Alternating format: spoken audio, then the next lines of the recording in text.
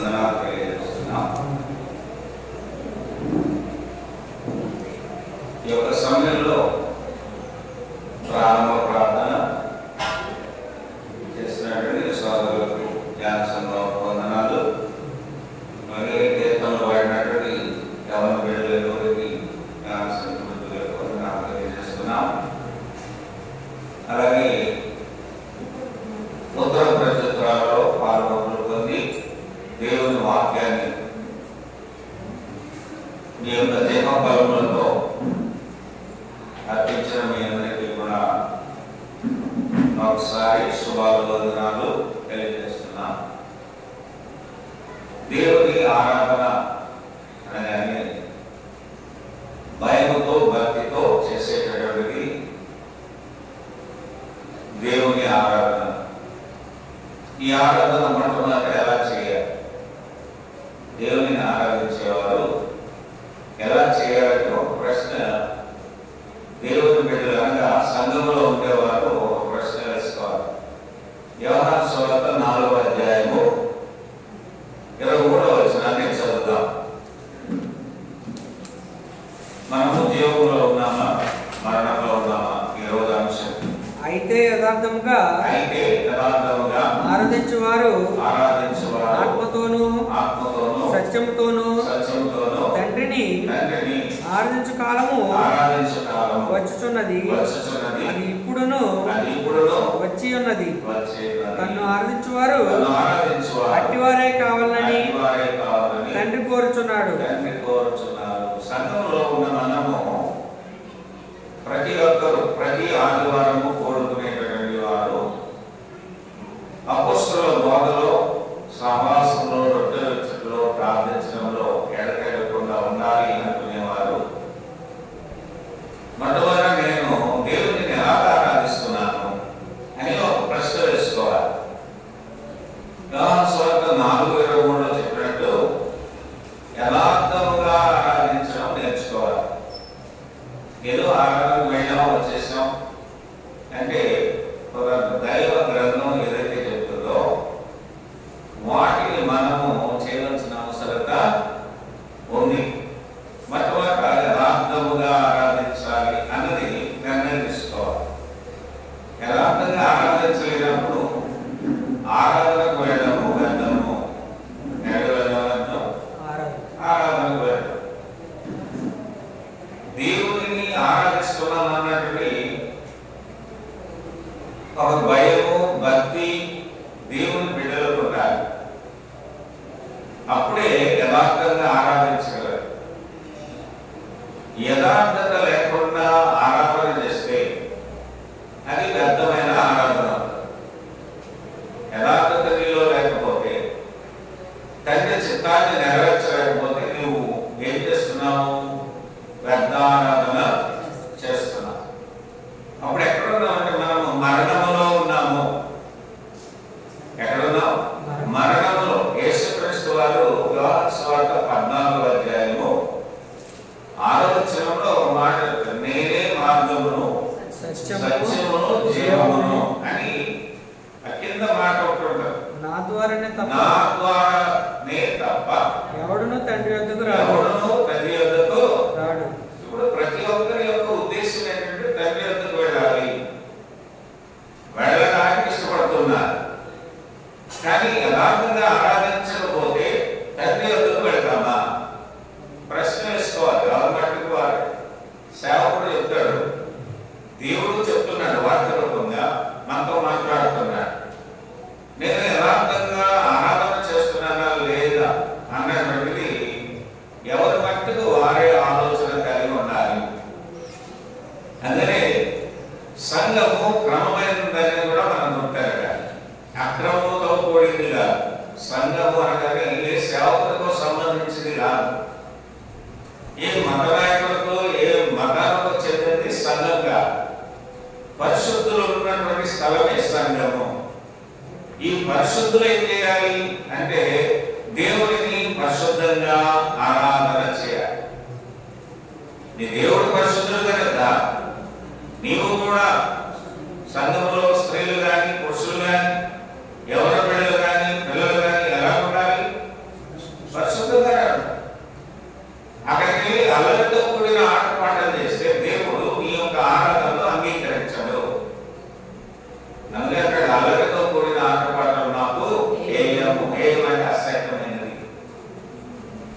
చూద్దాం. మొదటి పేతురు పత్రిక 2వ అధ్యాయము 11వ వచనాన్ని పరిశీలిస్తే, మనము లోకంలో ఎట్టి రీతిగా ఉన్నామో, ఏమై ఉన్నామో గమనించాలి. మొట్టమొదట మొదటి పేతురు పత్రిక 2వ అధ్యాయము 11వ వచనంలో పరిశీలిస్తే, ప్రియులారా మీరు పరదేశులను యాత్రికులై ఉన్నారు గనుక ఆత్మకు విరోధముగా పోరాడు శరీరాశలను విసర్జించు. ఏం చేయాలంట? ఇప్పుడు 3 ఆశలు ఉంటాయి మనిషికి. దేవుని నమ్మడం ఎందుకంటే ఈ ఆశలన్నీ పక్కన పెట్టాలి. నీవు ఆశలు దేని మీద ఆశలు ఉండాలి? ఆయన ఆరాధించడంలో, ఆత్మలో సత్యంలో ఆరాధన చేయడానికి ఆశ కలిగి ఉండాలి. అది వదిలి ఈ శరీర ఆశలు ఉన్నాయి. ఏంటది? శరీరాశ, నేత్రాశ, జీవగుణంలో. ఇక్కడ నీ డబ్బుకు కార్యాలు ఎన్నున్నా దేవుడు ఇష్టపడడు. నీ శరీరంతో నిన్ను నీవు ఉత్తేజపరుచుకొని దేవుడి దగ్గరకు వస్తే వాటి వల్ల ప్రయోజనం లేదు. నేత్రాశ, కంటితో నీవు ఏ కార్యక్రమాలు దేవుని కొరకు చేశానంటే దాన్ని దేవుడు ఇష్టపడే అవకాశము లేదు. గెహాజీ అనేటువంటి ఒక వ్యక్తి పరిశుద్ధ గ్రంథంలో తన నేత్రాలు దేని మీద వెళ్ళిందంటే ఆ వస్త్రాల మీద, వెండి బంగారాల మీద వెళ్ళిపోయాడు.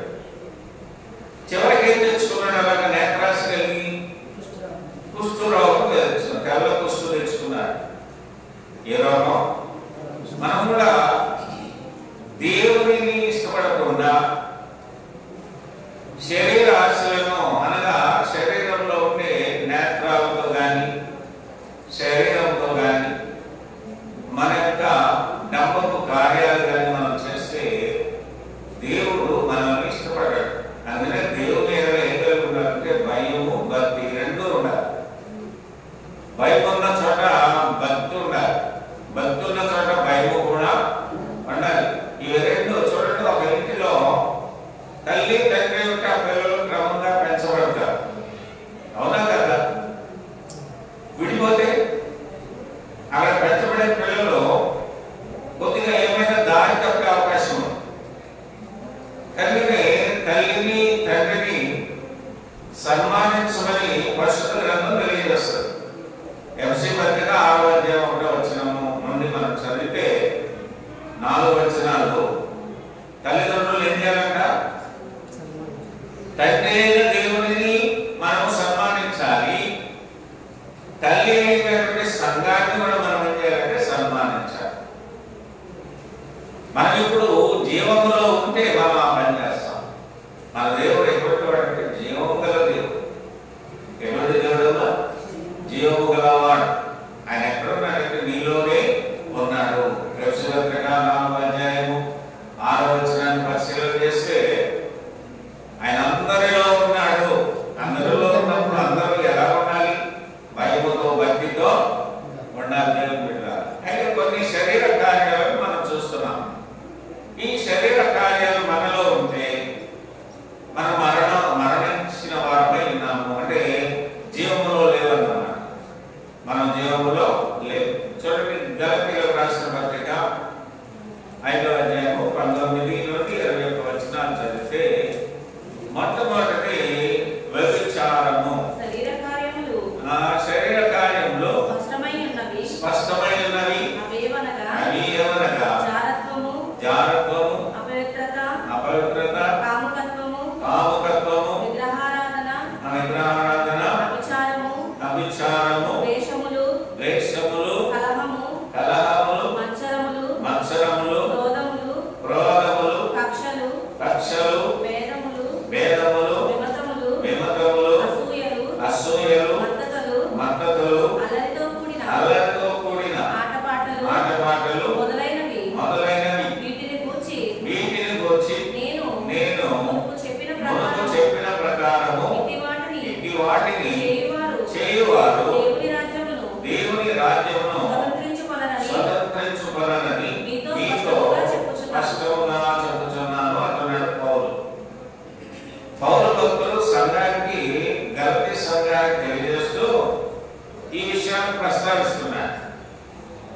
మనము శరీర కార్యాలు ఈజీగా చేయడానికి ఇష్టపడిపోతాం.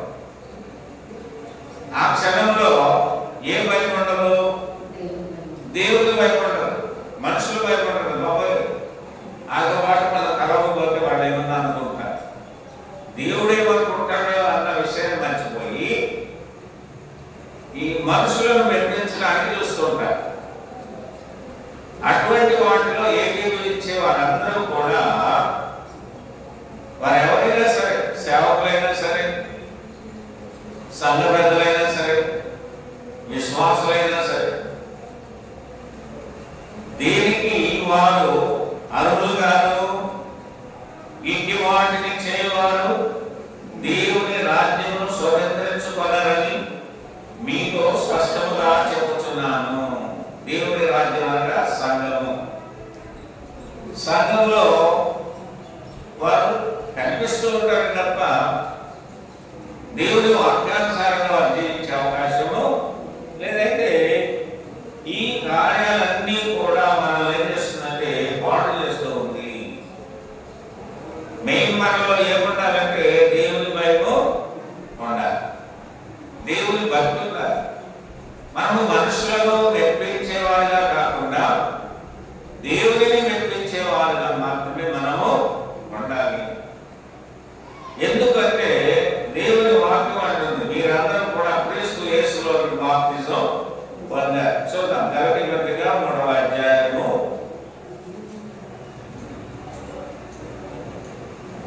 26-27 వచనాలు. యేసు క్రీస్తునందు మీరందరూ విశ్వాసము వలన దేవుని కుమారులై ఉన్నారు. ఏమైనారు? దేవుని కుమారులు కుమార్తెలై ఉన్నారు. ఎవరిలో? యేసు క్రీస్తులో. అనగా అభిషిక్తుడైనటువంటి వాడు, రక్షకుడైనటువంటి వానికి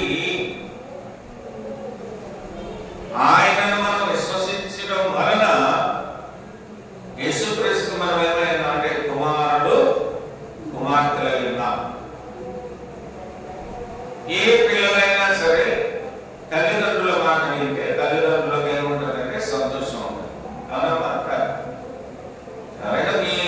మీ పిల్లలు మీ మాట వింటే వారికి సంతోషం, చాలా హ్యాపీగా పిల్లలు. తల్లిదండ్రుల మాట పిల్లలు వినకపోతే తల్లిదండ్రులు బాధపడుతూ ఉంటారు, దుఃఖిస్తూ ఉంటారు. అలాగే మన దేవుడు కూడా అంటే ఈ మానవులు మంచివాడుగా తన ఉద్దేశంలో ఉండాలన్నది దేవుని ఉద్దేశం. అయితే వివిధమైన తంత్రాలను కల్పించుకుంటూ ఉన్నారు. దేవుడు తన చేతితో ముద్దుగా తయారు చేసుకున్నాడు, తన రూపాన్ని ఇచ్చాడు, తన పోలికలో చేసుకున్నాడు. కనుక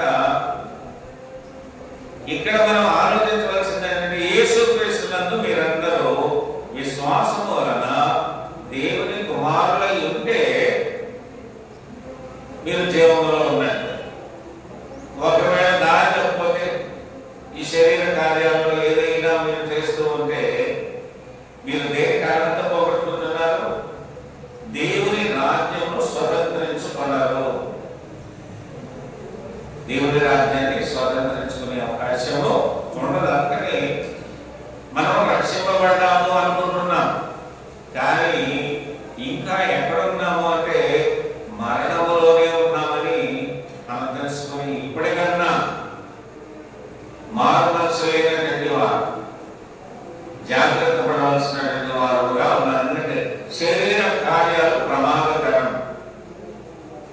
శరీరాన్ని ఎందుకు ఇచ్చాడంటే ఒక మాట ఉంది, మీ శరీరములతో దేవునిని మహిమపరచండి. దేని మహిమపరచాలంట? ఈ శరీరంతో మనము మనల్ని ఉత్తేజపరుచుకుంటే, పాపానికి మన శరీరాన్ని అప్పగిస్తే మనము దేవుని రాజ్యమును స్వతంత్రించుకునే అర్హతను పోగొట్టుకుంటాం కదా. ప్రియమైన దేవుని బిడ్డలారా, సంఘమా, ఈ గలతీ సంఘానికి అపోస్తలుడైన పౌలు తెలియజేసిన మాట ప్రకారము క్రీస్తు యేసునందు మీరందరూ విశ్వాసము వలన దేవుని కుమారులై ఉన్నారు. 27వ వచనం, క్రీస్తులోనికి బాప్తిజం పొందిన మీరందరూ ఎవరు ధరించుకున్నామో కూడా మనం గుర్తెరగా. క్రీస్తు యేసులోనికి బాప్తిజం పొందారు. ఈ విషయాన్ని మర్చిపోకూడదు. ఎప్పుడు నిన్నటి రోజున బిడ్డకు వివాహమైంది. వివాహమైనప్పుడు చాలా జాగ్రత్తగా ఉన్నారు. వివాహ బంధం అనేది దేవుని గ్రంథం తెలియజేసేదాన్ని పరిశుద్ధ వివాహము. ఆ వివాహం ఎక్కడిది? నేను ఎలాగంటే అలా ఉంటాను, ముందులాగే ఉంటాను, ఎప్పుడంటే అప్పుడు వస్తాను, నాకు ఫ్రెండ్స్ ఎక్కువ అంటే కుదరదు. భర్త అయినటువంటి వాడు తన భార్యను ప్రేమించాలి, పోషించాలి, సంరక్షించాలి. భార్య తన భర్తకు లోబడి జీవించాలి. అది దేవుని ఆజ్ఞ. ఈ ఆజ్ఞను మీరి ప్రవర్తిస్తే మనం కూడా దేవుని రాజ్యానికి వారసులము కాలేదు. వివాహ బంధము అవి క్రీస్తుతో సంబంధము ఒకటే. ఎఫ్సీ పత్రికలోనే చెప్తాడు, నేను క్రీస్తుల గురించి సంఘముల గురించి చెబుతున్నాను అంటాడు. ఎందుకంటే క్రీస్తులకు సంఘానికి ఏముందంటే సంబంధము ఉంది. అందుకనే వారి ఇరువురిని విడగొట్టే హక్కు ఎవరికి కూడా లేదా భార్య భర్తలు విడగొట్టకూడదు. చాలా మంది ఆ కోర్టులు పాపం విడగొట్టేద్దాం కానీ పెద్దల్లో పెట్టి విడగొట్టేసేవాళ్ళు ఉంటారు, ఏదో డబ్బు కాశించి విడగొట్టేసేవాళ్ళు ఉంటారు. అయితే ఈ వివాహ బంధాన్ని నిలుపుకున్న వారే ఆశీర్వదించబడిన వారు. వివాహం చేసుకున్న నాటి నుండి కష్టాలు రావచ్చు, కొన్ని మాటలు మన మీద పడవచ్చు, కొంత మనం నష్టపోవచ్చు, అనైక్యతగా ఉండొచ్చు. అయితే వీటన్నింటినీ సర్దుకుంటూ ఆ నూతనముగా జతపరచబడిన బిడ్డలు చక్కగా జీవిస్తే దేవుని ఆశీర్వాదాలు పొందుకుంటారు. దేవుని బిడ్డలారా, అవునా కదా? చివరిగా మనం కూడా క్రీస్తుతోనే నడవాలి. సంఘానికి క్రీస్తుకి ఏముందంటే సంబంధము ఉంది. చూడండి, నీ శరీరానికి నీ శిరస్సుకి ఏముండాలి? సంబంధము ఉండాలి. సపరేట్ మొండంగా నేను ఉండిపోతానంటే కుదరదు. ఈ మొండమే భార్య, శిరస్సు భర్త. ఈ భర్తకు అనుగుణంగా భార్య నడుచుకుంటే సంఘము క్షేమాభివృద్ధి పొందుతుంది. వ్యక్తులు, సంఘంలో ఉండే వ్యక్తులు క్షేమాభివృద్ధి పొందాలంటే క్రీస్తు శిరస్సు ఉన్నటువంటి ఆ సంఘములోనే అంటుకట్టబడి ఉండాలి. ఎందుకంటే బాప్తిజం పొందాం. ఎవరి నామానికి ఎటువంటి బాప్తిజం పొందాం? ఇక్కడ 27వ వచనంలో క్రీస్తులోనికి బాప్తిజం పొందారు. ఎవరికి? క్రీస్తులోనికి బాప్తిజం పొందితే నీవు రక్షింపబడినట్టు. బాప్తిజం తీసుకోకపోతే అది విలువైందిగా. చూడండి, మనం చాలా మంది వివాహం చేసుకుంటే విలువ ఉంటుంది. వివాహం చేసుకోకుండా ఎవరో తీసుకొచ్చేసేవారు, వారికి విలువ ఉండదు. సమాజం ఉండదా? అలకరింపులు అనే ఉంటాయి మాటలు, కానీ వారు దేవుని వాక్యానుసారంగా జీవించడం లేదు. కాబట్టి వారికి సంఘంలో కానీ, సమాజంలో కానీ, కుటుంబాల్లో కానీ వారికి ఏముండదంటే విలువ ఉండదు. కాబట్టి నీ జీవితంలో నీవు జీవము కలిగి ఉండాలి. ఆ జీవం ఎవరంటే క్రీస్తే. క్రీస్తులు కలిగినటువంటి వారుగా వారు ఏం చేశారంటే 27వ వచనంలో క్రీస్తులోనికి బాప్తిజం పొందిన మీరందరూ క్రీస్తును ధరించుకొని ఉన్నారు. ఎవరు ధరించుకున్నారు? ఆయన ధరించుకుంటే మనము జీవం కలిగినటువంటి వారు. శరీరాశను ధరించుకుంటే సాతాను సంబంధం, అప్పుడు చనిపోతాం. ఆయన అంటున్నాడు, క్రియలు లేని విశ్వాసము మృతము అంటే చనిపోయాం. మనము లోక సంబంధమైనవి లోకస్తుల వల్ల మనం చేయకూడదు. మన దేవుడు ఏ సంగతులైతే బోధించాడో వాటిని మాత్రమే మనం చేయాలి. ఎందుకంటే క్రీస్తులోనికి బాప్తిజం అంటారు. చిలకరించేది కాదు బాప్తిజం.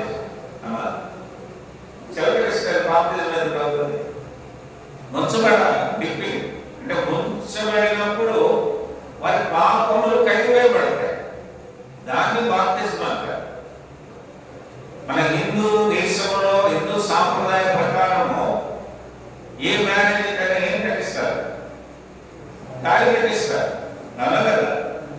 అలాగే క్రీస్తుతో మన సంబంధం ఎలా ఉండాలంటే వాక్యముతోనే కట్టబడాలి. మనం వాక్యం లేకుండా ప్రార్థన చేసి వచ్చేసాం, 4 పాటలు పడేసాం, కానుక ఇచ్చేసాం అంటే కుదరదు. నీ కానుక ఎవరికి అక్కర్లేదు, నువ్వు దేవుని చిత్తాన్ని నెరవేర్చాలి.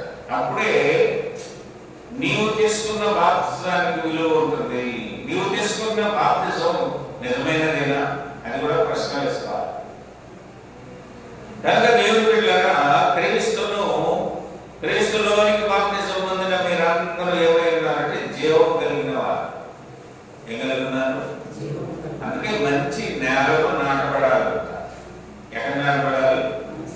మంచి నేల ఏదంటే క్రీస్తు సంఘమే మంచి నేల.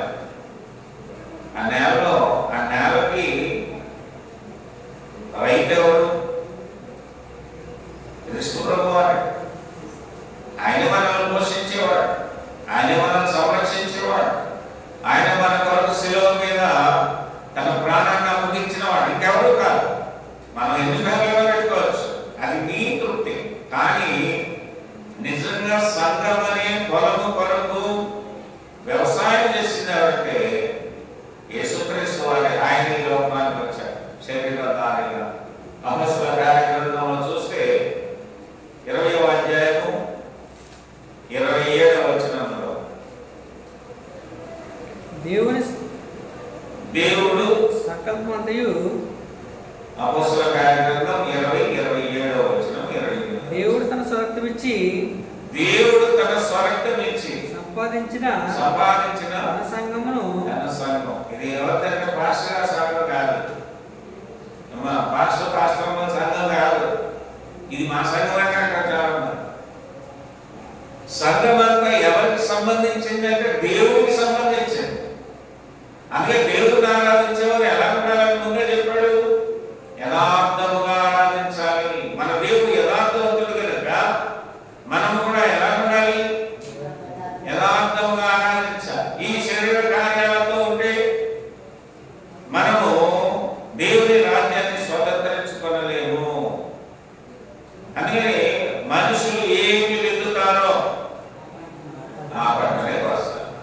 చూడండి, గలతీ పత్రిక 6వ అధ్యాయము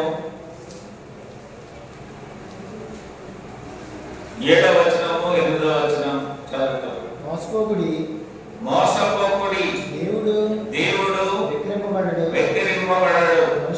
మనుషుడు ఏమి విత్తునో ఆ పంటనే కోయును.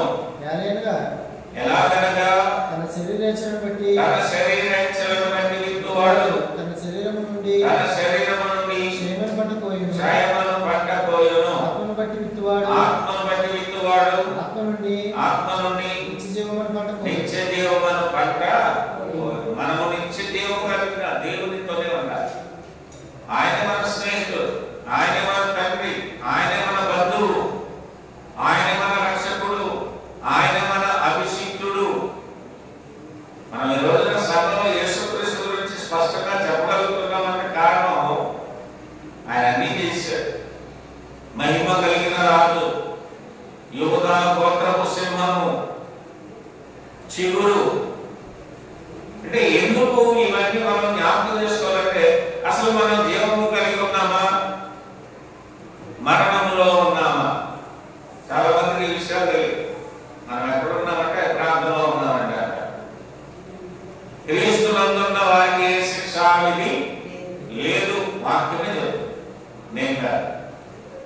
కాబట్టి నువ్వు క్రీస్తులో ఉండి ఆయనను యథార్థంగా ఆరాధించాలి. ఈ సంఘానికి ఆయనే మూలము అన్న విషయాన్ని తెలుసుకోవాలి. ఇక్కడ ఏం తెలియజేయబడుతుంది?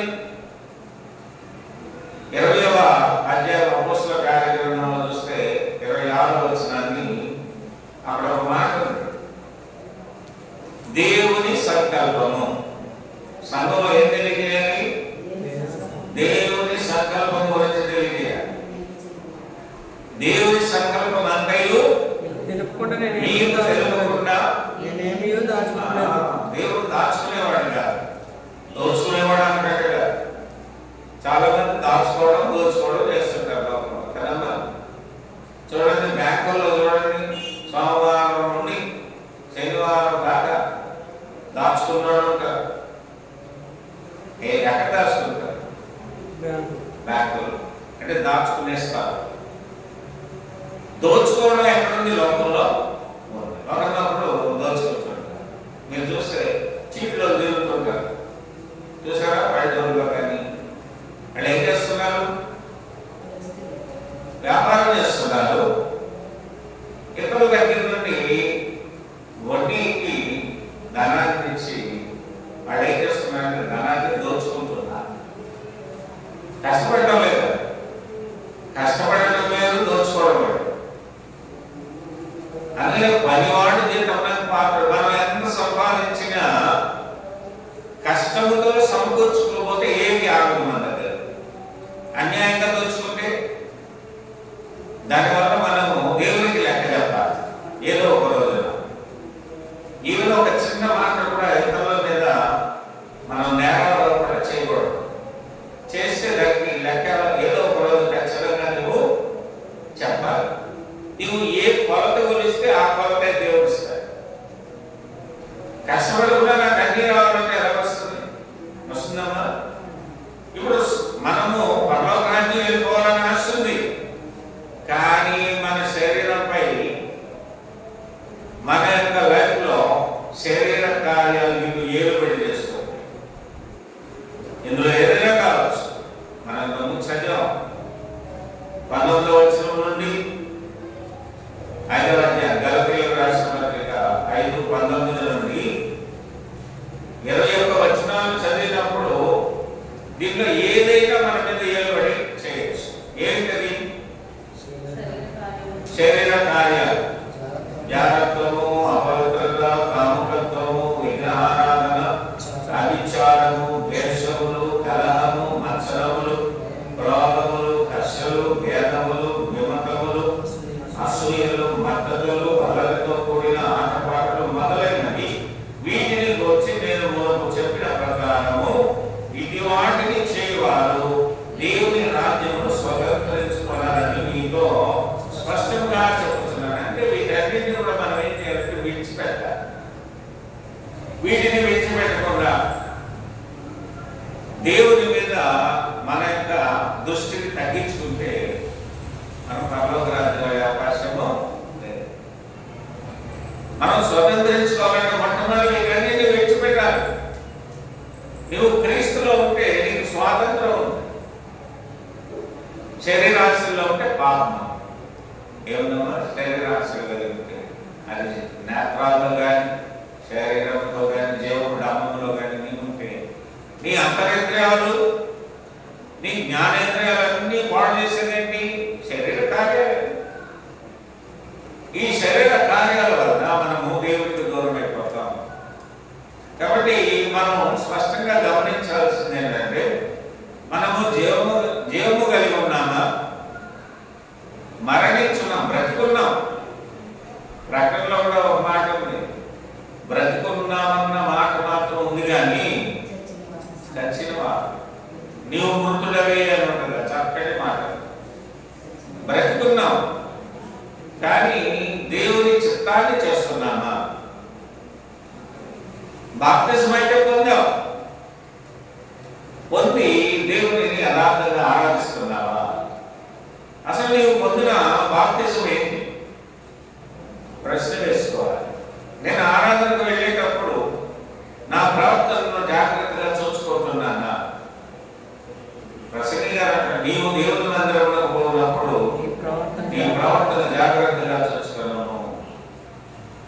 మన దేవుడు గొప్పవాడు, ఆత్మస్వరూపి.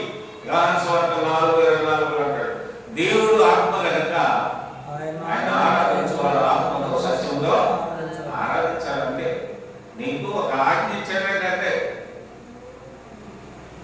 ఈ లోకంలో అంత చేసిన ప్రయాస ప్రయాస ప్రయాస. అందుకే యేసుక్రీస్తు వారు ముందుగా చెప్తున్నాడు, ప్రయాసపడి భారం మోయించిన సమస్త జనులారా నా యొద్దకు రండి,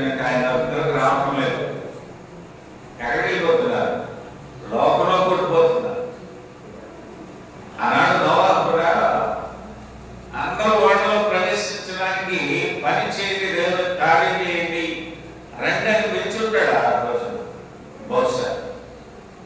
కానీ ఓడలో ప్రవేశించారా? నిర్లక్ష్యం చేశారు. 10 మంది స్త్రీలు బయలుదేరి వెళ్ళినప్పుడు 4 సిద్ధపాటు లేని వారు కాదు, 5 సిద్ధపడి వచ్చారు. ఈ 5లో ఏముంది? నూనె ఉంది. 5 దగ్గర ఏముందంటే నూనె ఉంది, సిద్ధపాటు ఉంది. ఈ 5 బుద్ధిహీనంగా ఉన్నారు. వాక్యం బోధించినప్పుడు, వాక్యం దగ్గరకు వెళ్ళినప్పుడు మనం ఎన్నో జ్ఞానవంతమైన సంగతులను నేర్చుకుని శరీర కార్యాలను విడిచిపెట్టాలి. మన నేత్రాశి తెచ్చుకోవడానికి, మన ధార్మికమైన జీవితాన్ని కొనసాగించడానికి కాదు. అందుకే గలతీ పత్రికలో అన్నట్టుగా మనుషులు ఏమి విత్తునో ఆ పంటనే కోయును. ఏమి నీకు ఆశీర్వాదాలు కావాలంటే దేవుని మాట వినాలి. నువ్వు మంచి విత్తనాలు విత్తితే కదా మంచి పంట వస్తుంది. పొల్లు తల్లిస్తే పంట వస్తుందా? వచ్చే అవకాశం లేదు. అందుకే గలతీ పత్రిక 6వ అధ్యాయంలో మనలందరినీ అనగా సంఘమును హెచ్చరిస్తున్నాడు. ఏమని? 7వ వచనంలో మోసపోకుడి. దేవుడు నువ్వు ఎక్కిరిస్తే నువ్వు మాట విన్నంత మాత్రానికి వచ్చే లోపం ఏమీ కూడా లేదంటే నువ్వు మోసపోతున్నావు. అందుకే పౌలు ద్వారా సంఘాన్ని హెచ్చరిస్తున్నాడు. మోసపోకుడి. ఏం చేయకూడదంట? మనల్ని మనం మోసం చేసుకోకూడదు. దేవుని మీద మనుషుడు ఏమి విత్తునో ఆ పంటనే కోయును. ఎలాగనగా తన శరీర ఇచ్చలను బట్టి విత్తువాడు తన శరీరము నుండి క్షయమును పంట కోయును. ఆత్మను బట్టి విత్తువాడు ఆత్మ నుండి నిత్య జీవమును పంట కోయును. మనం ఏ పంట కోయాలి? నిత్య జీవం అనే పంట, ఎటర్నల్ లైఫ్. నిత్యము క్రీస్తుతో ఉండే గొప్ప పంటనే మనం కోసుకోవాలి. బయట వెళ్ళగానే క్రీస్తుని మర్చిపోయిందనుకో ఎన్నో పడిపోతుందల్లా.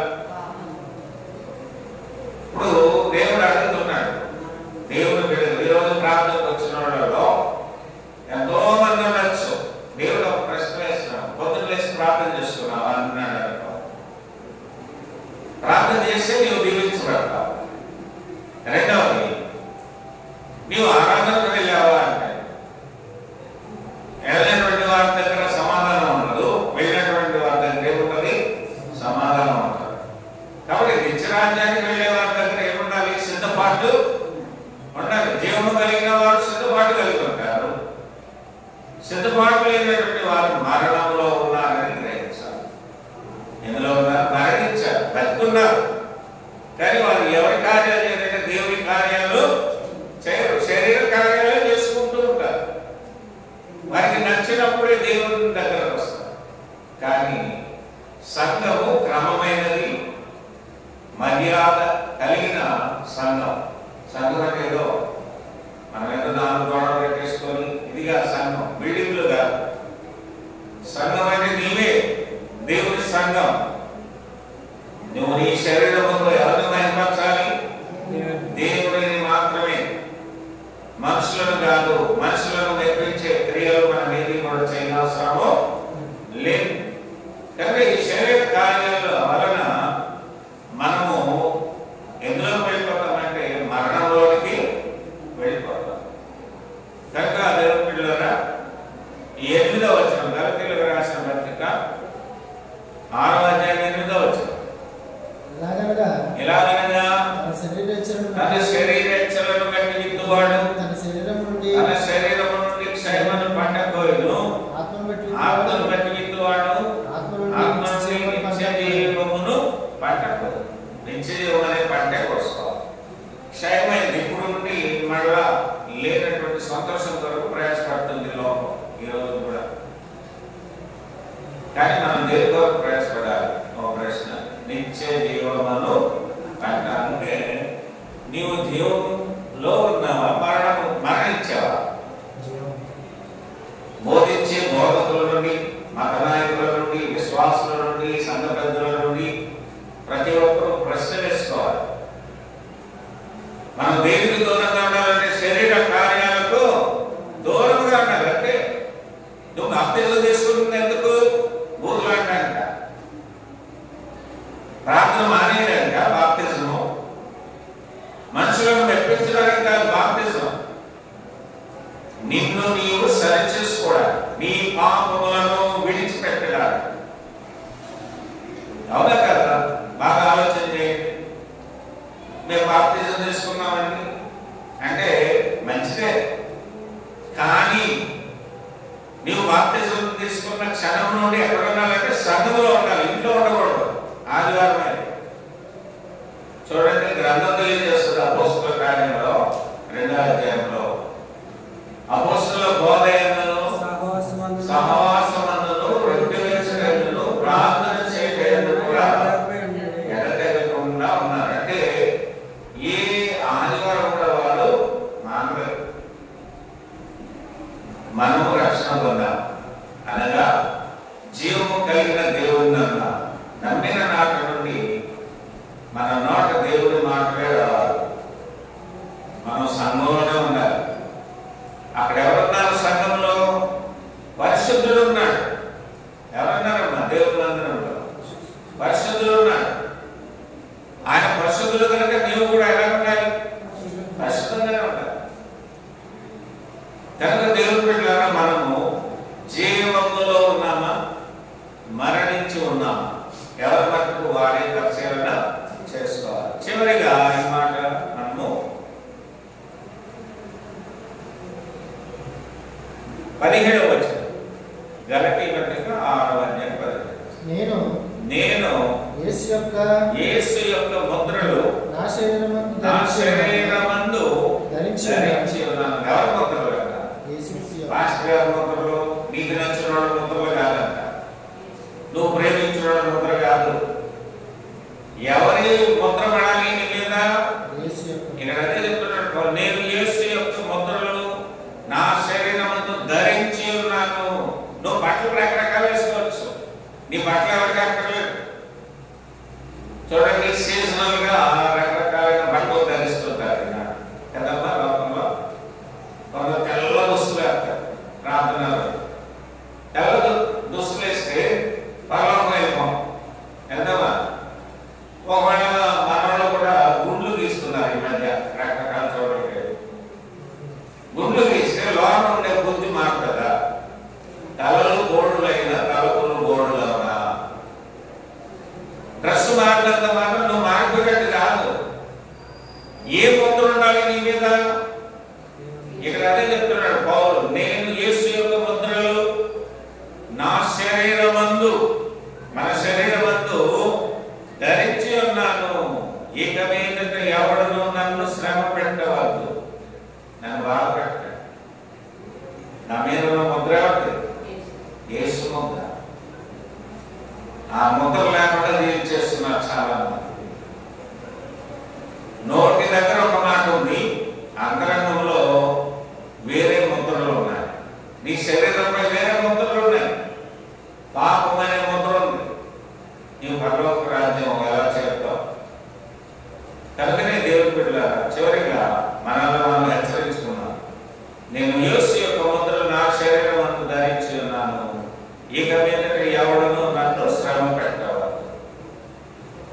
సహోదరులారా, మన ప్రభు అయిన యేసు క్రీస్తు కృప మీ ఆత్మతో ఉండును గాక. ఆమేన్. ఎవరితో? ముద్ర ఎవరితో ఉండాలి? మన శరీరంపై సాతాను ముద్ర ఉండకూడదు.